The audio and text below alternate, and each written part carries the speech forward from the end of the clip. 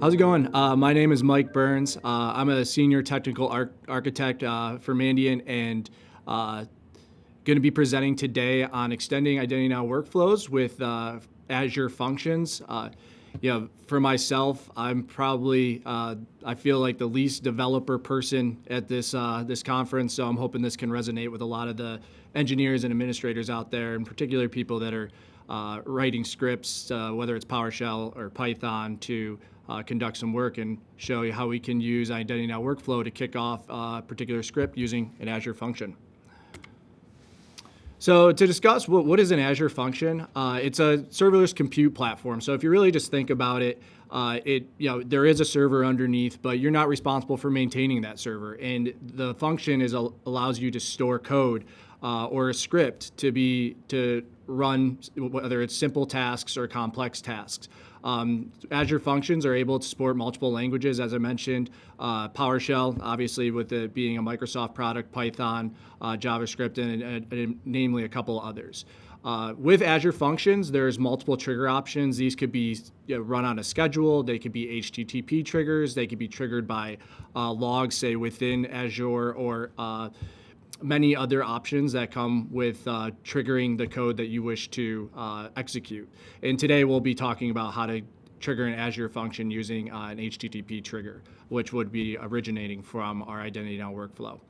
An Azure function is similar to an AWS Lambda or GCP function, so I'm sure this functionality could certainly be integrated with either of those cloud service platforms, but today we're going to be focusing on Azure function.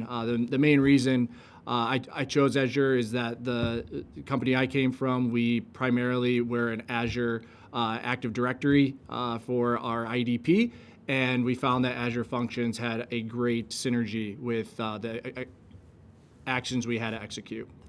And also with Azure Functions, there's multiple hosting plans. I won't get into that too much, but just wanted to note that there's basic and there's premium versions of Azure Functions, and we found that when we wanted to integrate some Azure Functions with on-premise directories, we needed to set up an Azure Premium function to allow for on-prem connectivity. So I just wanted to note that if you're looking to execute some scripts that are stored in Azure Functions that want to interact with on-premises platforms, or within your data center, whatever it may be, that you would need to go with a premium option. But today we're just going to be doing a simple Azure function that talks to directly Azure AD, and we're able to use a basic function.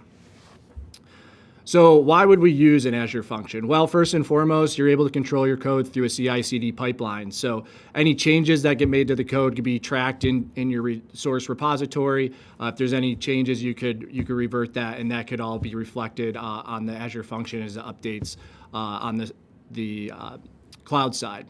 As I mentioned, there's multiple code options. So if you have a bunch of engineers, developers, administrators, whatever it may be, that are familiar with Python, you can be storing Python scripts in these Azure functions.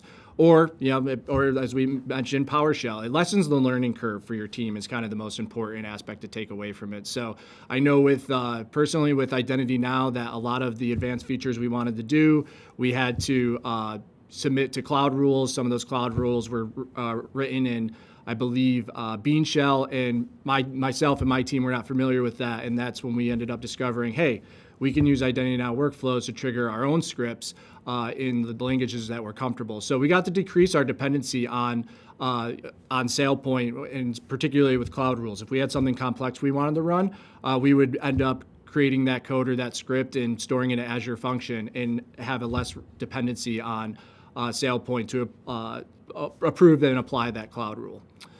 As I mentioned before, the Azure functions can be accessible from cloud or on-premise directories. So you could trigger these Azure functions to speak to Okta, to speak to an on-premise LDAP, to speak to on-premise Active Directory. So that's really the nice part about it, is that you get to have multiple options on whether you're familiar with Azure Directory, or if you have an LDAP directory, an Azure function could store code that can interact with either. As I mentioned before, we're going to be connecting these to IdentityNow workflows, so you kind of get that event-driven trigger to execute the workflow, and you don't have to wait for a time-based action to happen. And this helps automate a lot of administrative tasks. So I'll speak a little bit to this in a minute, but we ended up finding a lot of the administrative tasks that we were doing became mundane, needed to submit a ticket to get that action done, and we ended up saying, hey, if we could script this, we could put an Azure function and have it be triggered by IdentityNow. So what are we going to build today? I put together this Visio diagram to kind of explain what and how we're going to build. So starting on the left-hand side, I've pre-staged an IdentityNow workflow that when the identity attribute for the cloud lifecycle state goes from active to inactive, it will pull that user's identity and then make an HTTP call to the Azure function to revoke that user's session token. So for those of you that may be familiar with Entra ID, also known as Azure AD, they're constantly changing.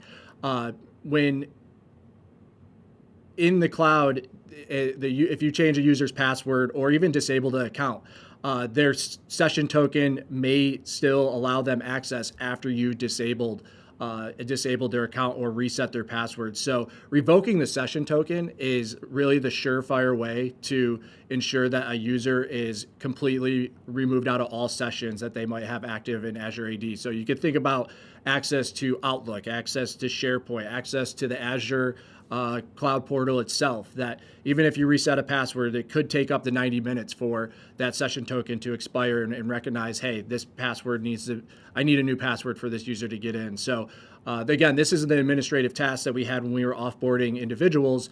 That part of our workflow was to go put that person to inactive within IdentityNow, obviously probably triggered by your source system like Workday. But then we had a manual administrative task of going and revoking the session token. So that's where we said, hey, how could we automate the revoking of the session token within Azure AD triggered by IdentityNow? And that's what we're doing using an HTTP request within a workflow to make a call to our Azure function, and the Azure function has a little snippet of code that pulls the token for the session token for that user and removes them out of all sessions. So that's what I'm going to be building and demoing for us today, and show how we could do that in a secure nature of making sure that the Azure function is protected by OAuth 2 credentials, but also that Azure function will have a managed identity within the Azure Active Directory IDP that has the privileges to revoke session tokens. So again, we'll walk through that and how to set that all up, from creating the Azure function to creating that Azure function with a managed identity, adding the code to the Azure function, and lastly, inputting the variables into the IdentityNow HTTP request within our workflow to be able to connect to this Azure function. So this is kind of a little of a redundant slide, but for those of you following along, that if this is something you ever wanted to build, I felt that this slide is very helpful. So how are we going to build it? Well, first, within IdentityNow, you want to build out your workflow. And in our particular workflow, we're going to have we're going to trigger the workflow based on the change of the cloud lifecycle status. And that cloud lifecycle status could be equal to suspended, or in the case of the demo I built, when we move somebody to inactive, that will trigger the workflow. The workflow will then pull the identity for that user, pull some identity attributes for that user, so that when we make an HTTP call to the Azure function, it has the necessary attributes to identify who we want to revoke the token for.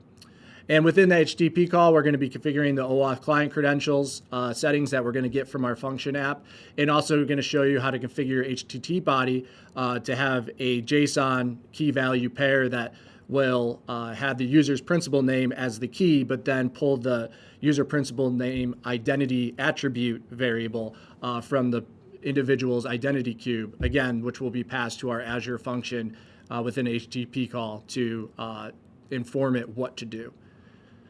On the Azure Function side app, I'm going to walk you through creating an Azure function that requires OAuth authorization, how to create a secret for that function app, and adding that secret into IdentityNow. So IdentityNow is authorized to trigger that workflow.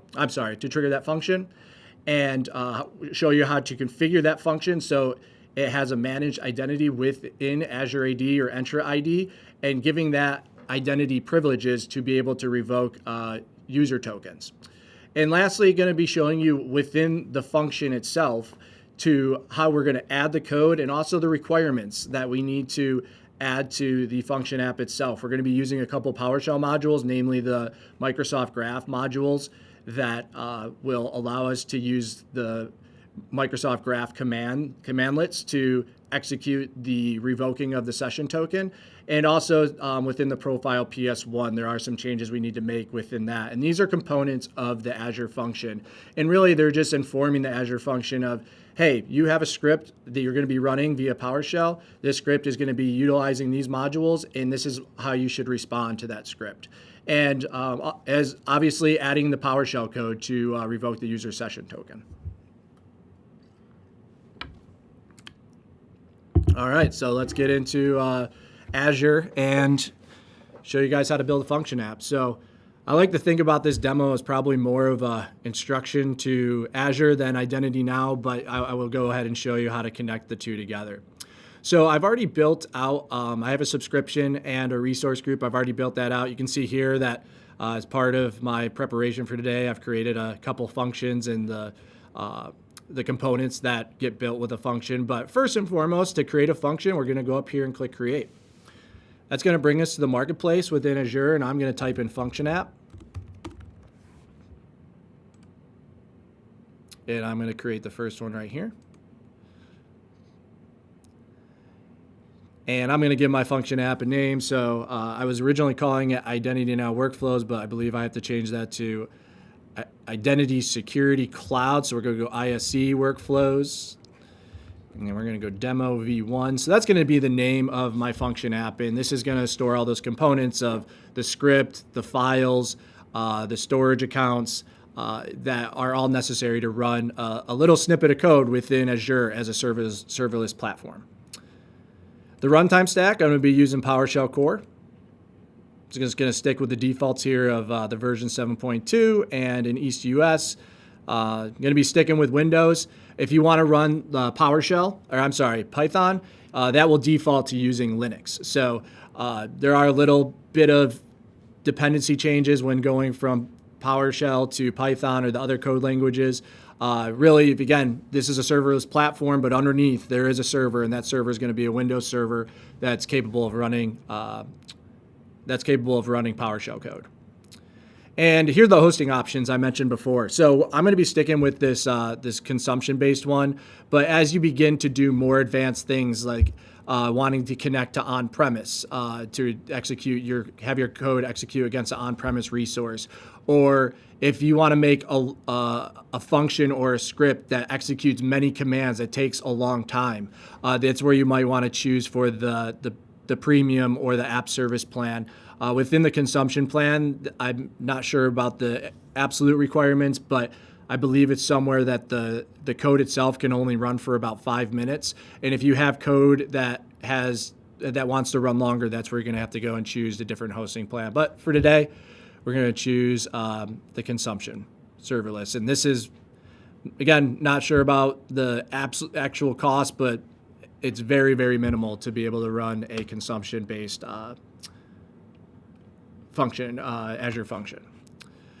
I'm going to go ahead and create, just use the default here of creating a storage account. A storage account was created for an Azure, is required for an Azure function because in the back end, the function is storing little bits of information about how the code itself should run, the event triggers, where to store temporary information. So that's where a storage account is required. So I'm going to keep the defaults here, but I'd recommend when using the storage account option to create it something that's similar name to your Azure function. So when you're managing your resources within Azure, you can easily identify it.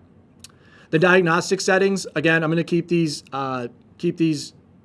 as default, but this is going to be helpful as you become more comfortable with Azure functions. Having diagnostic settings will help you troubleshoot if there's any issues. So that's where I recommend configuring the basic diagnostic settings now. But for today, hopefully things will go smoothly and won't have to do much troubleshooting, and also don't want to deep dive into troubleshooting today. Networking, since this is going to be an Azure function that's triggered via the identity security cloud, we need this to be publicly accessible. And even though it's publicly accessible, we're going to be protecting it with OAuth client credentials. Similar to the diagnostic settings, for the monitoring, the application insights, another great tool to help you troubleshoot any issues that's going on with your code. So again, being that this is serverless, it can be a little difficult to troubleshoot the code, and that's where application insights comes in. So it kind of gives you a back-end view into what's actually being executed on that serverless platform. All right, let me just go through deployment here. Just gonna go back. All right, everything's looking good. All right, okay, we're gonna go ahead and create it.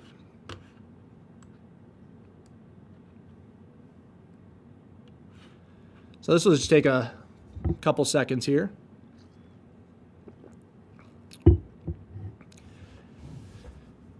And next, once this deployment finishes, the next step we're going to be taking is how to create or how to protect this Azure function with OAuth 2 client credentials, which we can then input into our IdentityNow workflows HTTP requests to again trigger this Azure function.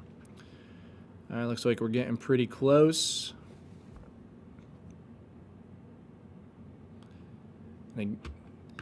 From a demo perspective, this is where things are out of my control as far as how quickly the cloud works. All right, perfect. Heard me talking about it. All right, so let's start by creating the OAuth 2 client credentials for this Azure function app. So first thing we're going to do is go to authentication, and we're going to add an identity provider.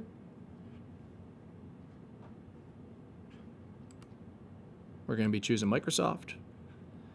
We're going to be creating a new app registration. This is going to be created in your basically your Entra ID tenant, and we're only going to be creating it within ours. This is going to be the name of it, so we're going to be on the lookout for that. And the one change we're going to make to all these settings here is changing this to the unauthenticated request to HTTP 401 unauthorized. This is again recommended for APIs. We're basically making a front-end API to trigger some custom script. So again, if you go to hit this, you somehow figure out the API endpoint as an attacker, and you don't have any client credentials, that you'll get a 401 authorized, so you won't be able to run this code. Permissions, we're going to keep default, and we're going to click Add. All right, I'm going to copy this client ID because this is going to be important for us in the next couple steps, because we're going to need to look this client ID up in our Azure AD tenant. So I'm just going to put this on a notepad real quick.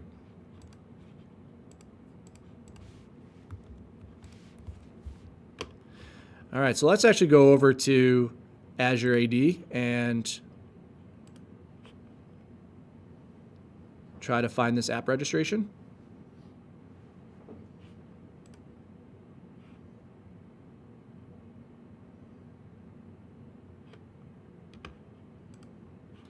All right, so I'm going into the Entra ID, app registrations, and I'm going to be putting in this client ID. So you can see here, this is the app registration that got created on behalf of my Azure function, and we're going to go ahead and create a secret. This is the secret that we're going to be using in our HTTP requests in our IdentityNow workflow. And we're just going to name it ISC workflow. And we're going to want to copy this this secret value. And I advise people that with these secret values, I personally don't keep these in any kind of password vault. The only time I'm going to be needing it is when creating or modifying the Azure function. And to keep it in a password vault really doesn't do me any good. I'd rather know the process on how to reset the Azure secret. So if you're documenting anything to support your Azure functions, document how to actually reset the secrets within Entra ID and within the SailPoint workflow, as opposed to keeping this around where it could be potentially picked up by an attacker if they were somehow able to get into your secure vault. So again, I've had this value copied on a notepad. I'm going to keep that on my notepad for a later step. We're going to go back to the Azure function. So now that we created the OAuth credentials, we're going to create an identity for this Azure function. This is what is going to create a system assigned identity or managed identity within your Entra ID tenant that you can assign privileges to. So we could say that this Azure function has privileges to revoke session tokens for users. So let's go ahead and hit save there. We're going to enable it. And again, I'm gonna copy this object principal. And kind of the easiest way to assign permissions, I'm just gonna go back to the Entra ID portal. I'm gonna go to roles and administrators. And for today, I don't recommend doing this in production, but for today, I'm gonna be assigning the global administrator privileges to this function. For revoking session tokens, I believe you just need to simply be a user administrator. So that's probably what I would recommend if you were to do this in production. But for today and for demo purposes, I'm just going to be kind of giving it the highest privileges that are available to the Azure function. But again, I do not recommend giving any Azure function global admin privileges. It's probably very rare that you need to do that. So you can see here, I took the object ID that I got from the system managed identity and found the name of the Azure function, and we're going to click add. So now our Azure function has the ability to revoke session tokens. And the next thing that we're actually going to have to do is configure the Azure function in the code to say, this is how you're going to revoke a session token. So this is kind of the meat and potatoes of Azure functions right here. So we're going to go to overview. And we're going to create a function in the portal. I'd like to note here that if you're going to be developing more advanced functions or functions with Python, you're most likely going to want to use the VS Code extension that Microsoft has made. There's a Azure function VS Code extension. It's a really nice tool that allows you to locally develop a function and locally troubleshoot a function if you run into any issues. But today, for demo purposes, we're going to be creating this directly in the Azure portal. And we're going to be creating it. This is going to be triggered by an HTTP trigger. But you can see here's all the options of how you can trigger an Azure function. But our IdentityNow workflow will trigger it via an HTTP trigger. And let's just call this revoke session token. And we're going to change this to anonymous. This is just a setting I found that's required in order for the OAuth 2 credentials to work.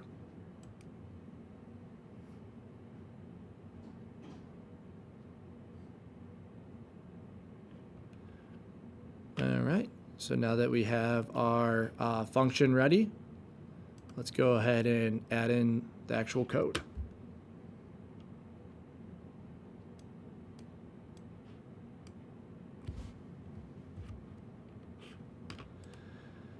So I have some code stored here that we are going to modify. So I'm going to keep some of this basic stuff, but take out some others.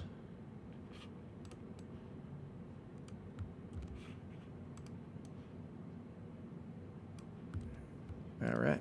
So what's actually happening here is you can kind of ignore the input bindings here up top, but this write host will within the console show you that, hey, your Azure function has been triggered.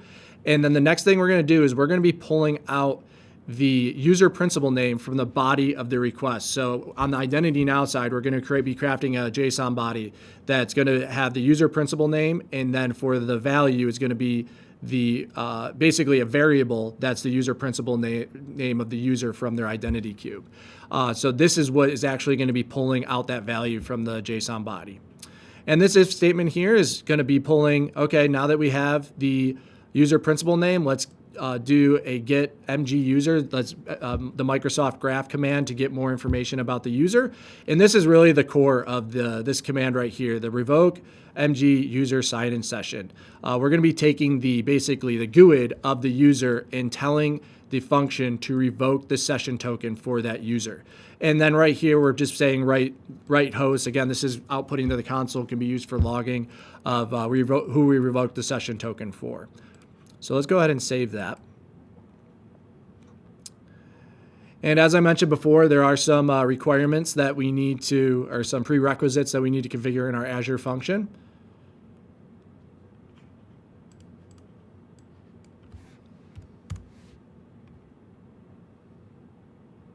Doesn't look like Azure is being nice to me today.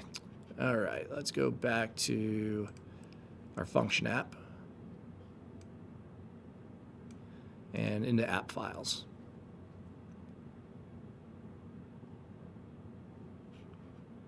And we're going to be going to profile.ps1.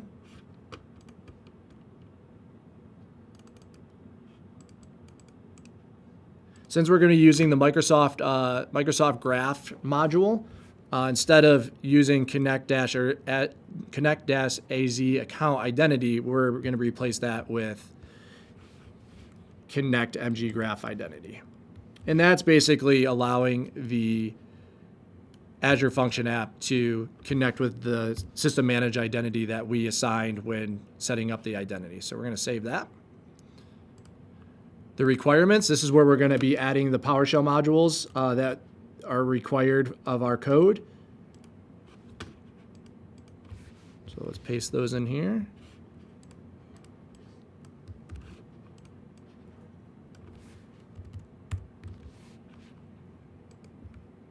Clean it up a little bit. So first and foremost, the Microsoft.Graph authentication PowerShell module, that module is actually has the command that we just put into the profile.ps1 file to say we're going to be connecting to the MG Graph. For the Microsoft Graph users, this is what's going to allow us to say get MG user and pull the ID. So these are the modules that recognize the commands that we're going to be using within our actual function. And then lastly, the user actions. This module is what contains the revoke session token commandlet. So we're going to go ahead and save that.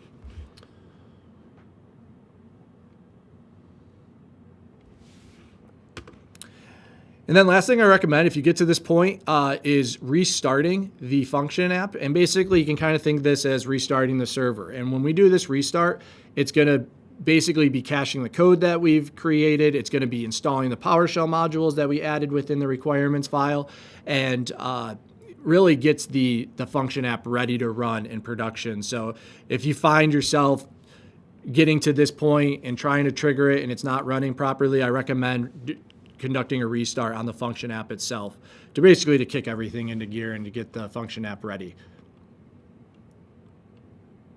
All right. So let's go over to SailPoint and let's log in. And now we're going to configure the workflow.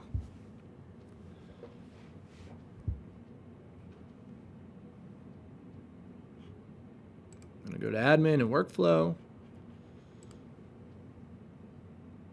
And as I mentioned, I kind of had the workflow teed up already, so I'm calling this a lever workflow, and it's going to revoke the Azure AD or Entra ID session token for a user. So again, this is going to run every time a lifecycle status changes from basically active to either inactive or suspended. So you can see here that I'm using the value of inactive. So I'm going to be taking an identity and changing the cloud lifecycle state to inactive, which will trigger this workflow, which will eventually trigger this HTTP request. So if all those compare strings match, we're going to be pulling the identity of the identity info for whom the attribute changed, the cloud lifecycle state attribute. And again, this is probably the meat and potato side of the workflow, is configuring this HTTP request. So to make this HTTP request be able to connect to an Azure function, we're going to want to go with OAuth 2.0 client credential grant. And for a token URL, where can we get that? We are going to be going back into Entra ID, the app registration,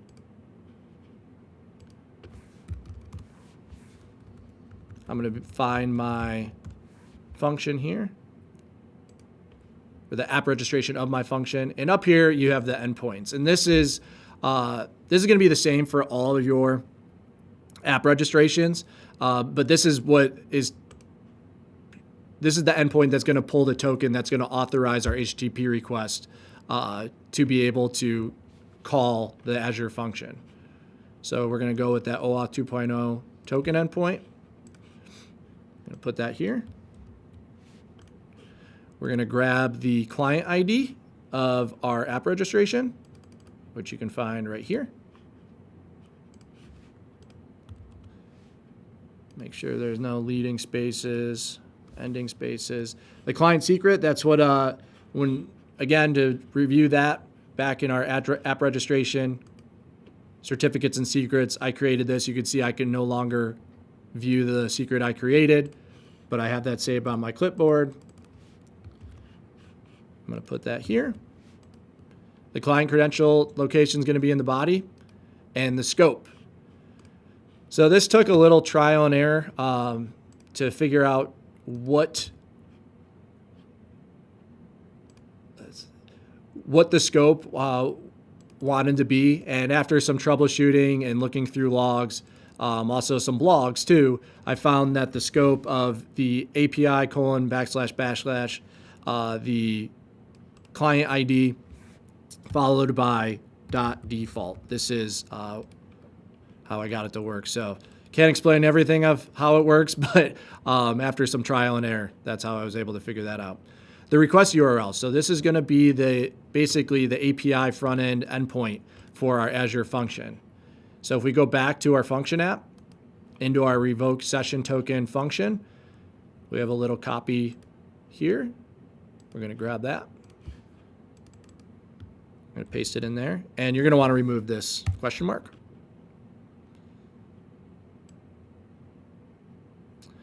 We're going to be doing a post request since we're going to be sudo making a change. Request type is going to be JSON, and here's the JSON body. So you can see here the key value pair that I'm going to be utilizing is user principal name, and then I'm going to be pulling the user principal name value from the identity cube. So this would be like a Mike.Burns at Burns365 that would be added into this request body, sent over to our Azure function. Our Azure function is pulling the user principal name value and then storing it into a variable to then revoke the session token. So that's how you configure the HTTP request to talk to the Azure function. So I'm going to hit save there. And for the sake of demo, I teed up a workflow that I know that works. So I'm going to cheat a little bit and go to this other workflow, and we're going to actually trigger it. So let me see if I can do this real quick. All right. Going to have to do a little manipulation here. But right here in this incognito window, I am logged in as Aaron Nichols. So I wanted to show everybody that once we run a workflow that triggers our Azure function, we should see Aaron Nichols get kicked out of her session within a matter of a minute. So let me put in this workflow test. So you can see here that the old value is active and the new value is going to be inactive. I'm choosing to go with the workflow test because I found this is a little bit more consistent for demo purposes. But think about if a user was being offboarded, whether it's their last day of work or if it is a RIF situation or even in a compromised account situation, that you could use a workflow like this to basically kick that person out of their session. So we've actually been using this in a suspected compromise scenario, that if we feel that a particular user's account is compromised, that we have a lifecycle state called manual suspension that will basically deactivate all their accounts, rotate all their passwords, but also part of that is revoking their session token to make sure they're logged out of all those cloud applications that are facilitated through Azure AD or Entra ID. So let's kick off this workflow test.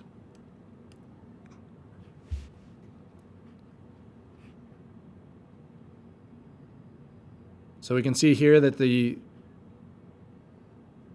workflow is starting to kick off. And looks like we're about to run the request.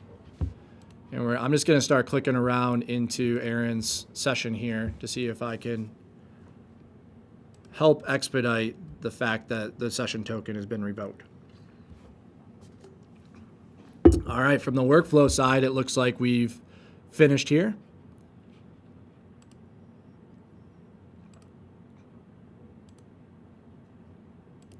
And if all goes well, within the next couple seconds here, we hopefully should be kicked out of Aaron's session. So there we go.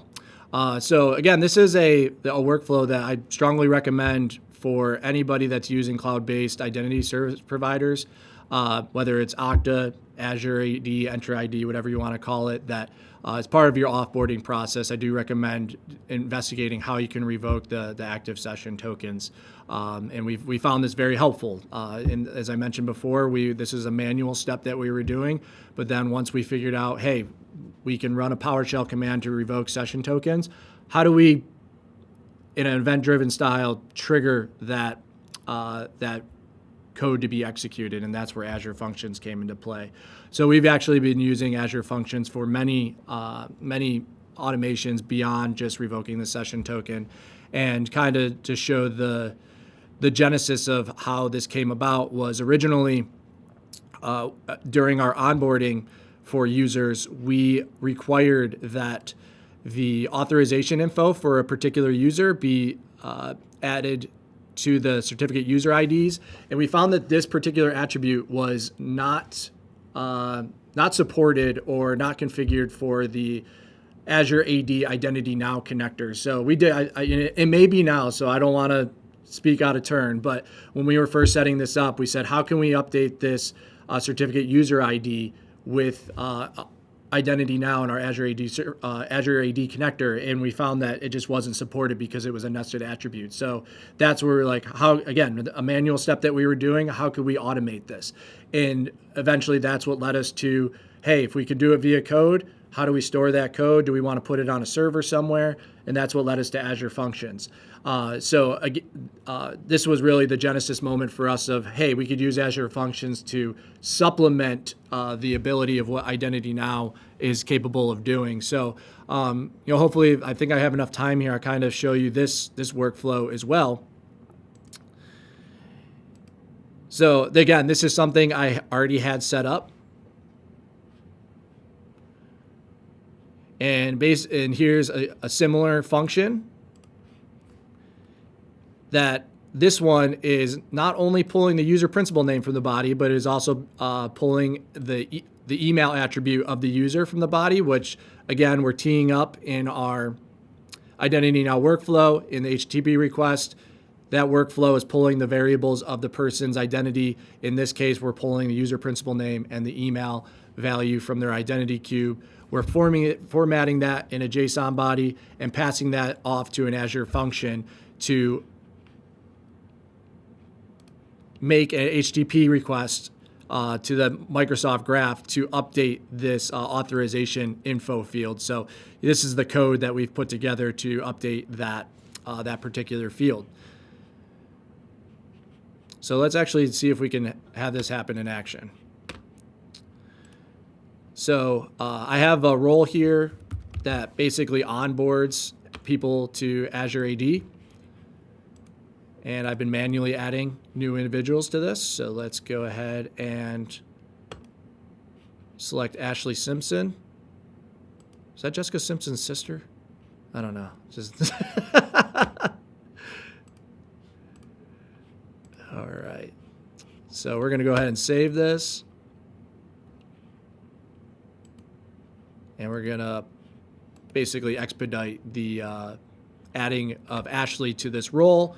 This role will recognize that Ashley is not a member in our Azure Active Directory.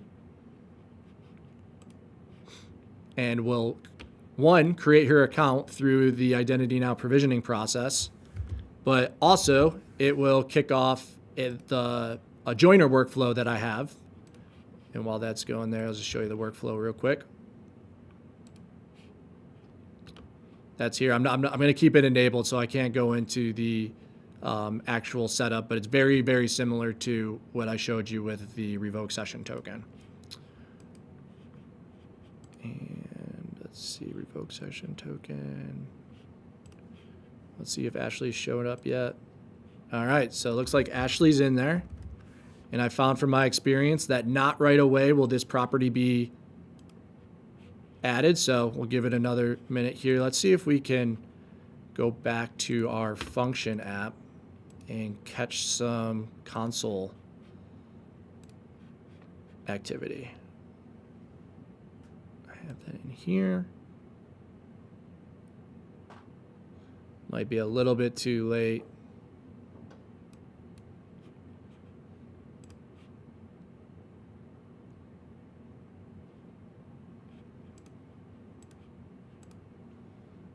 This is the application insights I was mentioning. This is where you can actually kind of see the logs or the activity of what's going on within your Azure function. But being that I might have visited it a little bit too late, it might have already run. But let's go back and look at Ashley again. And there we go. This is basically the string that has her email address, and this authorization info here from an Azure AD perspective is what allows you to use certificate-based authentication. So as I mentioned, as we were an organization that were utilizing certificate-based authentication, we had a manual step to go in and add in the value for each and every user, but we eventually made a joiner workflow that would trigger an Azure function to add in that value, again, because it wasn't supported by the Azure AD connector. It may be now, but again, we kind of got to remove our reliance away from everything that the Identity Security Cloud can do and kind of put it into our own controls. So just wanted to show you that little demo there, that you can use it for joiner, leaver, interacting with Azure AD, or any scripts that you might have that you want triggered by IdentityNow to make changes into your directory services. So I just want to say thanks for having me. Thanks to the SailPoint crew that's put this together. Jordan's done an awesome job. I'm Mike Burns, and I really appreciate everybody listening today. Thank you.